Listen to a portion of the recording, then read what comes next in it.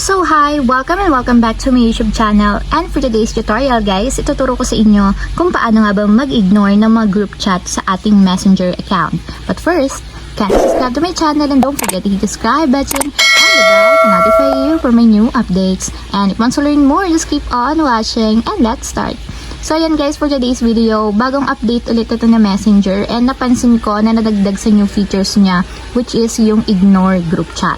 So dati kasi guys, hindi tayo makapag-ignore, pwede nating i-mute yung mga group chat pero still lalabas pa rin sa chat list natin yung mga chat sa mga group chat. So dahil nga meron na tayong ignore group chat, yun yung ituturo sa inyo kung paano nga ba natin gawin. So ayan, i-open lang natin na ating messenger app. And then mula dito sa chat list guys, pumili lang kayo ng group chat na gusto nyong i-ignore. So for example is ito na lang guys. Itong nandito sa pangalawa. So, ang gagawin nyo lang para ma-ignore itong group chat is i-long press nyo or i-hold nyo yung pinakang group chat.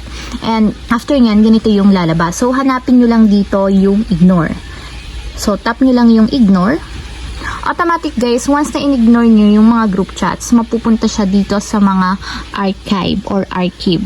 So, dito siya lalabas. So once kasi guys na nag-ignore tayo, ibig sabihin hindi natin malalaman o hindi natin makikita yung mga message dun sa group chat at hindi rin siya magno-notif sa atin since nga nandito lang siya sa archive. Kahit na may mag-chat doon or may mga mag-message, hindi natin mapapansin or hindi lalabas sa chat list natin yon kasi nga nakatago lang siya dito sa archive.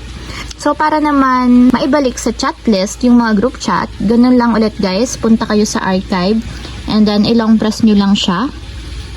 So for example is yung group chat na yon, long press nyo lang ulit and then unarchive. So yun lang yung gagawin nyo para kung gusto nyo lumabas ulit siya sa inyong chat list. So ayun lang guys, ganun lang kasimple kung paano nga ba mag-ignore ng mga group chat sa ating messenger account. If you have a question, can you comment down below and don't forget to hit the subscribe button and the bell to notify you for my new updates. And thank you for watching!